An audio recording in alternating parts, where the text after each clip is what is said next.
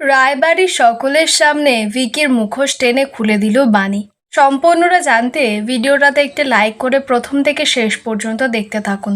গল্পের শুরুতে দেখা যায় যে অনিরুদ্ধ আর বানি জানতে পারে মৌলিদের বাড়িতে গিয়ে যে মৌলির আজকে এঙ্গেজমেন্ট, ওর ছেলে আসবে। তো তখন অনিরুদ্ধ ঈশানীকে জিজ্ঞেস করছে যে মৌলির কার সঙ্গে বিয়ে ঠিক হয়েছে। ঈশানী তো নিজেই জানে না, অনিরুদ্ধদের জানায়। ঈশানী কি বলবে, বেশি কিছু না বলেই বলে ওদিকে কাজ আছে, আর বলে যে তোমরা যাওয়ার সময় কিন্তু খেয়ে যাই বলে চলে যায় তাড়াতাড়ি করে। এদিকে নমিতারাও তো এসেছে মৌলির এঙ্গেজমেন্টে। নমিতা মৌলিকে দেখে একেবারে মুগ্ধ হয়ে যায়, মনে মনে বলছে বাহ, মৌলিকে তো বেশ সুন্দর লাগছে দেখতে। সত্যি বিয়ের কথা হলেই মেয়েদের কেমন যেন রূপটাই বদলে যায়। তো নমিতা যায় একটুকুনি নজর কাটাতে কাজলটা লাগিয়ে। তো যখন লাগাতে যাবে মৌলিকে, মৌলি তখন লাফিয়ে ওঠে, বলছে এটা আপনি কি করছেন।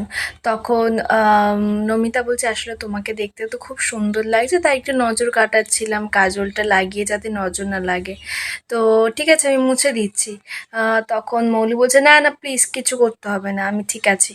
এদিকে নয়নতারা সেটা দেখে, মনে মনে বলছে রক্তের টান যাবে কোথায়, মায়ের মন তো মেয়ের শুভ দিনে সমস্ত নজর কাটিয়ে দিচ্ছে।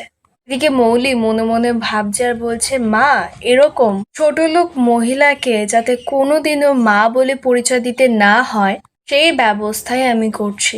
এদিকে নকুল তখনই মৌলিকে দেখে ওর কিছু একটা মনে পড়ে, ছুটে যায় মৌলির সামনে। তখন মৌলি দাদুকে চিৎকার করে ডাকে। এবার দাদু এসেই নকুলকে দেখেই বলছে এরা এখানে কি করতে এসেছে, ভিখারি, যাও এখান থেকে, গেট আউট, এই বলেই ওদেরকে ওখান থেকে বেরিয়ে যেতে বলে। তো এবার নমিতা তখন কি করবে, আর্য আর অন্তরা ওদেরকে নিয়ে বাইরের দিকে যায়। তো নমিতা তারপর নকুলকে এক জায়গায় দাঁড় করিয়ে বলছে তুমি কেন এরকম করতে গেলে বলো তো। এদিকে বানি আর অনিরুদ্ধ তখনই নকুলকে দেখে। বানি এবার নকুলের সামনে দাঁড়ায়, এবার নকুলেরও বানিকে দেখে কিছু একটা বলার ইচ্ছে হয়, কিন্তু ওর তো মনে পড়ছে না যে কি বলবে। নকুল বানিকে বলছে কিছু একটা বলবো তোমাকে, কিন্তু কি বলবো মনে পড়ছে না। তো নমিতা তখন নকুলকে বলছে তুমি সব কি করছো। নকুল তো আবার হাঁটতে হাঁটতে মৌলিদের দিকে যায়। নমিতা ডাকতেই তখন বানি নমিতাকে বলছে যে আমি দেখছি কাকি, তুমি কিছু বলো না। এদিকে নকুল হন্তদন্ত হয়েই হঠাৎ করে এসে সবার সামনে বলছে যে উত্তরাধিকারী। এবার মৌলি তো শুনেই ভয় পেয়ে যায়, দাদাই দাদাই করে ডাকছে। দাদু তখন নয়নতারাকে বলছে যে শুধুমাত্র তোমার কথায় আমি একে আমাদের বাড়িতে রাখতে বাধ্য হয়েছি, তাহলে তোমারই ওকে দেখে রাখা উচিত। তুমি যদি ওকে না দেখে রাখতে পারো তাহলে ওকে তুমি ওর নিজের বাড়ি দিয়ে এসো।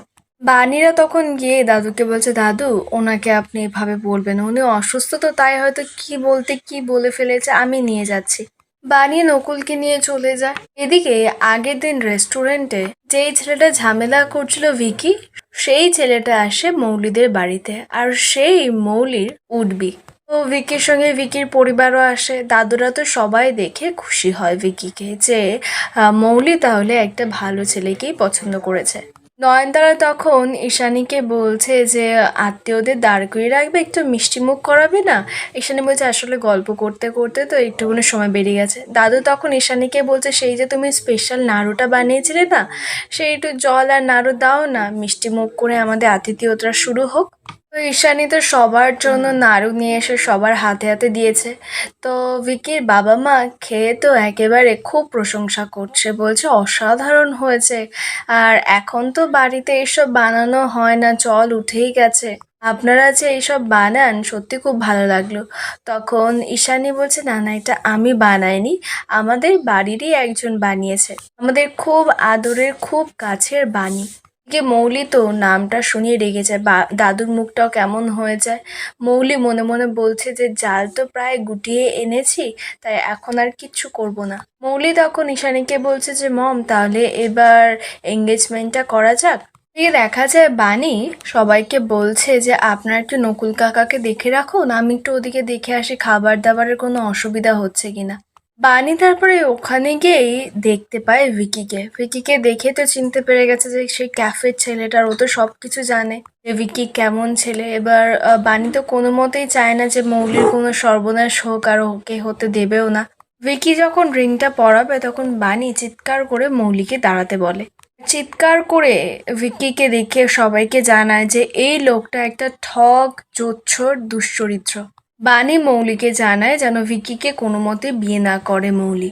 ঈশানী তারপরে বানিকে বলছে, বানি এসব তুমি কি বলছো? তখন বানি জানায় যে ছোট মা, আমি যা বলছি সত্যি কথাই বলছি। এই ছেলেটার অন্য একটা মেয়ের সঙ্গে সম্পর্ক আছে, সেই মেয়েটি প্রেগনেন্ট। ভিকি যে মোটা টাকা দিয়ে মেয়েটাকে বাচ্চা নষ্ট করার কথাও বলেছে সেটাও বানি সবাইকে জানায়। বানি মৌলিকে বলছে, মৌলি দিদিমণি, আপনি এই ছেলেটাকে কোনোভাবে বিয়ে করবেন না, এই ছেলেটা একদম ভালো ছেলে নয়। মৌলি তখন বলছে, বানি তুমি কি চাও? তুমি কি চাও না যে আমি সংসার করি? ভিকি তারপরে মৌলিকে বলছে, এসব কি হচ্ছে মৌলি? আমাদের কি তোমাদের বাড়িতে অপমান করার জন্য ডেকেছিলে? ইনি কে? আমি তো এনাকে কোনোদিনও দেখিনি, চিনি না। আর মৌলি, তুমি তো জানোই যে এতদিন আমি কলকাতায় ছিলাম না। আর তুমি আমার বন্ধুদের জিজ্ঞেস করো আমি কেমন, আমি কিভাবে চলাফেরা করি। বানি তখন চিৎকার করে বলছে, কাউকে জিজ্ঞেস করার প্রয়োজন নেই, আমার নিজের চোখ আর কান না কখনো মিথ্যে হতে পারে না। অনিরুদ্ধ এত চিৎকার চেঁচামেচি শুনে ছুটে আসে, জিজ্ঞেস করে বানিকে যে কি হয়েছে। তখন বানি বলছে, আপনাকে জানিয়েছিলাম না, ওই ক্যাফেতে একজন ছেলে একটা মেয়ের সঙ্গে খুব নোংরামো করছিল, মেয়েটাকে চড় মেরেছিল, আর সেটাই হলো এই ছেলেটা। ভিকি তখন বানিকে বলছে, তুমি টাকার জন্য এরকম করছো তাই না? কত টাকা লাগবে তোমার? এই বলেই তো কিছু টাকা বানির মুখে ছুঁড়ে মারে। বানি তো খুব রেগে যায়, একেবারে ভিকিকে সকলের সামনে কষিয়ে একটা চড় মারে। ভিকির বাবা তখন সবাইকে জানায়, মানে মৌলিদের পরিবারকে, যে আপনারা এখানে আমাদের অপমান করার জন্য ডেকেছেন। এনাফ ইজ এনাফ, আর আমরা সহ্য করব না। আর আপনারা ওকে কেউ কিচ্ছু বলছে না। দাদু তখন রেগে মেগে বানিকে বলছে, বানি তোমার সাহস কি করে হয় আমাদের পরিবারের মধ্যে কথা বলার? তাও তো একটু রেগে মেগে বলতেই বুকে ব্যথা ওঠে, তাড়াতাড়ি করে পিনাকি নিয়ে গিয়ে দাদুকে বসায়। ঈশানী তারপরে বানিকে ভুল বুঝে বকাবকি শুরু করেছে, যে তুমি কি শুরু করেছো এখানে? ভিকির গুরুত্বটা কি তুমি বোঝো? দাদু তখন বানিকে বলছে, তোমার ধারণা আছে যে ভিকি কোন বাড়ির ছেলে? তুমি না জেনে না বুঝে কেন কথা বলতে এসেছো? বানি বলছে, আমি না জেনে না বুঝে এসে কথা বলছি না, এই ছেলেটা একটা মিথ্যেবাদী, ঠক। তখন ভিকি চিৎকার করে বলছে, এনাফ, এই এঙ্গেজমেন্ট এখানেই শেষ। ভিকি তো আর মৌলিদের সঙ্গে কোনো সম্পর্ক রাখতেই চায় না, এসব বলেই আংটি খুলে ফেলে দিয়ে ওখান থেকে চলে যায়। ভিকিরা চলে যাওয়ার পর সবাই মিলে তো বানিকে খুব অপমান করে। মৌলি বলছে যে তোমার সহ্য হয় না তাই না আমার ভালো, যেই কারণে আমার বিয়েটা এইভাবে ভেঙে দিলে? তুমি সকলের সামনে ক্ষমা চাইবে, না হলে যদি তুমি ক্ষমা না চাও আমি তোমার নামে মানহানির মামলা করব। তখন বানি বলছে, আমি কোনো মতেই ক্ষমা চাইবো না, কারণ আমি কোনো অপরাধ করিনি, আমি আপনার ভালোই করেছি। দাদু তখন বানিকে বলছে যে তুমি এত বড় বড় যে কথা বলছো, প্রমাণ করতে পারবে?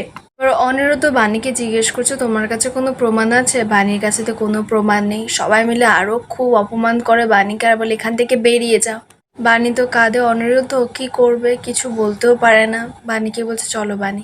সম্পূর্ণ আপডেটটা আপনাদের কেমন লাগলো অবশ্যই কমেন্টে জানাবেন, আর এরকম ডেইলি আপডেট পেতে চ্যানেলটিকে সাবস্ক্রাইব করে রাখবেন।